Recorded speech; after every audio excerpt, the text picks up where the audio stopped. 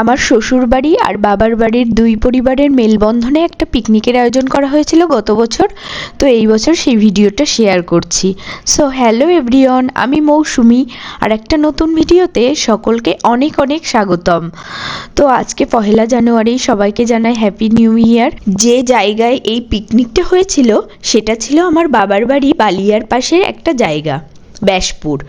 এই জায়গাটা যে কতটা নিরিবিলি শান্ত গ্রাম্য পরিবেশ, সত্যি গেলে একেবারে মনটা ভরে যায়। আমরা প্রতি বছরই পিকনিক করি, এবছরও করেছি, কিন্তু গত বছরের এই পিকনিকটা ছিল স্পেশাল। কারণ প্রথমত দুই পরিবারের লোকজন একসাথে হওয়া, আর দ্বিতীয়ত গ্রাম বাংলার অভূতপূর্ব প্রাকৃতিক সৌন্দর্য, তাই না? বাড়ি থেকে খুব সকাল সকাল বেরিয়ে পড়েছিলাম, বাড়ি বলতে বেলঘরিয়া থেকে সকাল সকাল বেরিয়ে পড়েছিলাম পিকনিকের উদ্দেশ্যে। তারপর সেখানে গিয়ে পৌঁছে ফ্রেশ হয়ে আমরা সকালের ব্রেকফাস্ট করছি। দেখুন, লুচি, ঘুগনি আর সাথে ছিল মিষ্টি। বেশ জমিয়ে খাওয়া দাওয়া করলাম। এটা ছিল কিন্তু একটা পিকনিক স্পট, এখানে সবাই এসে পিকনিক করে। প্রতিদিনই কোনো না কোনো লোকজন পিকনিক করতেই থাকে। এই জায়গাটা খুবই সুন্দর। প্রথমে রাস্তা থেকে নেমে এসে লক্ষ্মীনারায়ণ মন্দির, তার পেছনে রয়েছে রান্নাবান্না খাওয়া দাওয়ার জায়গা, যেখানে সুন্দর করে ফুল গাছ দিয়ে সাজানো। তারপর বিশাল বড় একটা খালের মতো পুকুরের মধ্যে সুন্দর একটা নৌকা রয়েছে, ছোটোখাটো নৌকা। আর কারা কারা বালিয়া থেকে এই ভিডিওটা দেখছো তারা কমেন্ট করো। আর এই জায়গাতে কি কেউ পিকনিক করেছো সেটাও কমেন্টে জানিয়ে যেও। ওদিকে সকালের ব্রেকফাস্ট খাওয়া দাওয়া চলছে, আর এদিকে রান্না হচ্ছে দুপুরের মেনু। তো দুপুরে মাংস রান্না করছে একটা দিদি। দেখুন, সবাই সাজুগুজু করছে, ঘুরতে বেরোবে। সকালের ব্রেকফাস্ট হয়ে গেছে। কেমন লাগে? এটা গেথে না ওইখানে দেখতে পাবো। হ্যাঁ, ওইখানটা তো দেওয়া যায়। হ্যাঁ, এটা ভালো লাগছে, বেশি একটা ভালো লাগে। কোন দিকে মানা? এই না না, ভালো লাগছে। তোকে বেশি ভালো লাগছে? তোকে বেশি ভালো লাগছে? ভালো লাগছে, খুব ভালো লাগছে তো। তার ভালো লাগবে ওইটা। আমার একটা সানগ্লাস আছে, আমারটা আসলে আনতে তো আমি ভুলে গেছি। আমার তো ব্যাগ গাড়িতে রয়েছে। গাড়িতে সানগ্লাস? হ্যাঁ, নিয়ে আসি। গাড়িতে না, বাড়ি। বিশেষ আকর্ষণ হলো ফাল্গুনি সানগ্লাস আনতে ভুলে গেছে। চিঠি সুন্দর করে সেজেছে। চিঠির লিপস্টিক উঠে গেছিল, তা আবার লিপস্টিকটা দিয়ে নিল। সবাই দিয়েছে, কিন্তু তোর নাম হচ্ছে চিঠি। ঠিক ঠিক। চলো সানগ্লাসটা নিয়ে এনে ওই যে ব্যাগটার মধ্যে, ওই যে বাবার যে সিভিনিক্সের ব্যাগটা। আমারটা বড়, তুমি। আমি পড়বো না। সামনে রান্না হচ্ছে, এদিকে সামনে বড় পুকুর রয়েছে, শান বাঁধানো পুকুর। আমি খেয়ে দিয়ে পুকুরেই হাত ধুয়েছি। দেখুন, বড় পুকুর, সুন্দর পরিষ্কার ঝকঝকে। এখানে একটা ছোট নৌকাও আছে, ডিঙি নৌকা। আমরা নৌকায় উঠতে পারবো? বাবা একটু সাঁতার দিলে তো কে কেমন পারে। দাঁড়ান, দুটো পা ঠিক করে নি, তারপরে সাঁতার দিয়ে দেখো।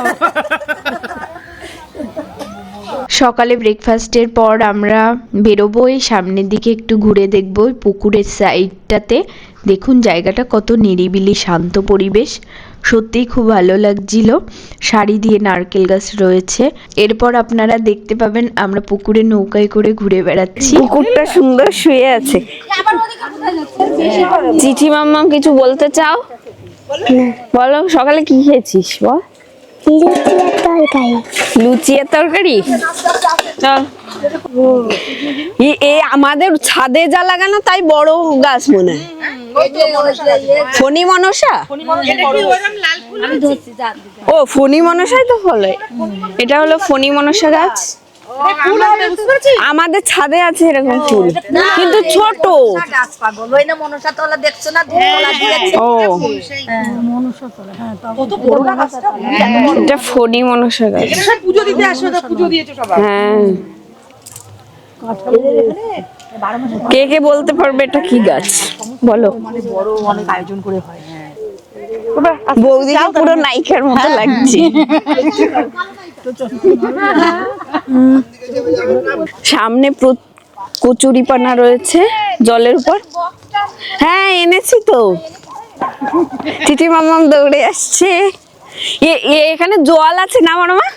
জলের দিকে ক্যামেরা কর। এই যে বাচ্চা মেয়েটাকে দেখছেন, এ হচ্ছে আমার বড় দাদার মেয়ে, এর নাম হচ্ছে চিঠি। খুব মিষ্টি একটা মেয়ে, নাচতেও পারে।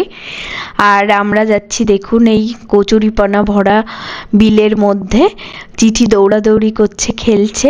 সব কিছুই তো বললাম, এইবার একটু গ্রাম বাংলার প্রাকৃতিক সৌন্দর্যের কথা বলি। গ্রামের প্রকৃতি মানেই সবুজ শ্যামল প্রান্তর, পাখির কলতান আর নির্মল বাতাস। এখানে সত্যিই খুব হাওয়া দিচ্ছিল। তারপর আমরা ড্রোন উড়িয়েছিলাম। দেখুন ড্রোন খানিক দূর ওড়ার পরে বিশাল জলরাশি। এখানে গ্রাম বাংলার লোকেরা না মাছ চাষ করে থাকে। এটাকে হচ্ছে ঘের বা বেড়ি বলে থাকে। আর আমি সেটাই জানি, আর আপনারা যদি জেনে থাকেন তাহলে কমেন্ট করবেন। শহরের এই যান্ত্রিক জীবনের ব্যস্ততা থেকে আমরা সবাই মিলে গেছিলাম একদিনের জন্য গ্রামে পিকনিক করতে। সত্যি এতটা মজা আর আনন্দ করেছিলাম যা এখনো ভুলতে পারছি না। তো এবছরও যাওয়ার ইচ্ছা ছিল কিন্তু পারিনি। তো এখানে খানিক সময় ঘোরাঘুরি করলাম, তারপরে সবাই মিলে ফটোশ্যুট করলাম। দেখুন চিঠি এদিকে ফটো তুলছে। ফটো তুলতে তুলতে আমাদের কফি চলে এসেছে, সেটা এখন খাবো। এই যে দাদাটা সবাইকে কফি দিচ্ছে, এই দাদাটাই এই পিকনিকের পুরো অর্গানাইজ করে থাকে। এই দাদাদেরই জায়গার উপরে এই পিকনিক স্পট। আর এই দাদাটা হচ্ছে আমার বড়দাদার বন্ধু। আমরা পুকুর পাড়ে দাঁড়িয়ে কফি খাচ্ছি দাদা একসঙ্গে। পুকুর পাড়ে দাঁড়িয়ে কফি খাচ্ছি আমরা। কফি খাওয়ার পর বাবা চলে এসেছে পুকুরে। দেখুন পুরো মাঝির মতো সেজেছে, মাথায় গামছা বেঁধে নিয়েছে, লুঙ্গি পরে নিয়েছে। তারপর একা একা নিজে খানিক সময় নৌকা চালানোর পর আমাদেরকে একে একে তুলে নিয়ে পুকুরে ঘোরালো। আমি না অনেক দিন বাদে এই নৌকাতে উঠলাম, বেশ ভালো লাগছিল।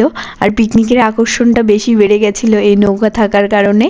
তো একে একে সবাই উঠলাম। প্রথমে আমরা 3 জন, তারপরে আরও 3 জন, এইভাবে পরপর সবাই উঠতে থাকলো আর বাবা চালাতে থাকলো। তো খানিক সময় নৌকা চড়ার পর আমরা দুপুরের খাওয়া দাওয়া সেরে চলে গেছিলাম রাস্তার ওপাশে শস্য ক্ষেত, ধানের ক্ষেত। দেখুন কত সুন্দর হলুদ সর্ষে ফুলের এই ক্ষেত দেখে না একটা কবিতার লাইন মনে পড়ে গেল।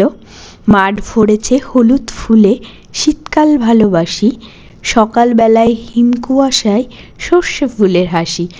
সত্যি মাঠ ভরা সর্ষে ফুল যেন হাসছে, প্রকৃতিকে যেন আলোকিত করে তুলেছে হলুদ আভায়। এই আনন্দের মাঝে না দুঃখের কথা আর বলতে ইচ্ছা করছে না, তবুও আমার বাবার কথা খুব মনে পড়ছে। বাবা আজ বেঁচে নেই, বেঁচে থাকলে খুবই আনন্দ পেত। আর মনে পড়ছে কারণ বাবা এইসব ফসলের চাষ করতো, সর্ষে, মুসুর, সব রকম ফসল ফলাতো। আমরা মাঠে যেতাম, গিয়ে সেগুলো তুলতাম। কতই না মজা হতো, তাই না? ছাড়ুন ওসব কথা, আর বলে কোনো লাভ নেই, কষ্ট বেড়ে যাবে। তারপর আবার আমরা ড্রোন দিয়ে ভিডিও নেওয়া শুরু করছি। দেখুন এটা পিকনিক স্পটের জায়গা। তারপরে এটা হচ্ছে ব্যাসপুর মন্দির। এটা হচ্ছে ব্যাসপুরের ইস্কন মন্দির। খুবই সুন্দর, শান্ত, নিরিবিলি পরিবেশ। আমরা দূর থেকে ড্রোন দিয়ে এই মন্দিরের ভিডিওটা করেছিলাম, আর ভেতরেও গেছিলাম, তা আমাদের আর ভিডিও করা হয়নি। এবার চলে আসি গ্রাম বাংলার ধান ক্ষেতের বর্ণনা নিয়ে। তো শীতকালে মনে হয় বোরো ধানের চাষ করা হয়। কি বন্ধুরা, ঠিক বললাম তো? এতক্ষণ পর্যন্ত এই ভিডিওতে আপনারা গ্রাম বাংলার অভূতপূর্ব দৃশ্য উপলব্ধি করেছেন। গ্রাম বাংলার এই প্রাকৃতিক সৌন্দর্য সত্যিই আমার কাছে অতুলনীয় ছিল। সবুজ ধান ক্ষেত তো আছেই, তার সাথে ছোট ছোট গ্রাম, মাটির ঘর। যদিও এখানে বেশি একটা মাটির ঘর আমরা দেখতে পাইনি, সব দালান কোঠায় ভরে গেছে। গ্রামও এখন শহরের মতো হয়ে যাচ্ছে আস্তে আস্তে। দেখুন কথা বলতে বলতে আমাদের বালি হাই স্কুলে আমরা চলে এসেছি। এই স্কুলে আমি পড়তাম, আর এই স্কুলে এবার 75 বছর পূর্তি উপলক্ষে একটা অনুষ্ঠান হবে। এই অনুষ্ঠানে সবাই উপস্থিত থাকবেন, আমি উপস্থিত থাকার চেষ্টা করব। তো ভিডিওটা কেমন লাগলো আপনারা কমেন্টে জানাবেন। আপনারা ভালো থাকবেন, নতুন বছরে সবাই সুস্থ থাকবেন, এই বলেই ভিডিওটা শেষ করছি।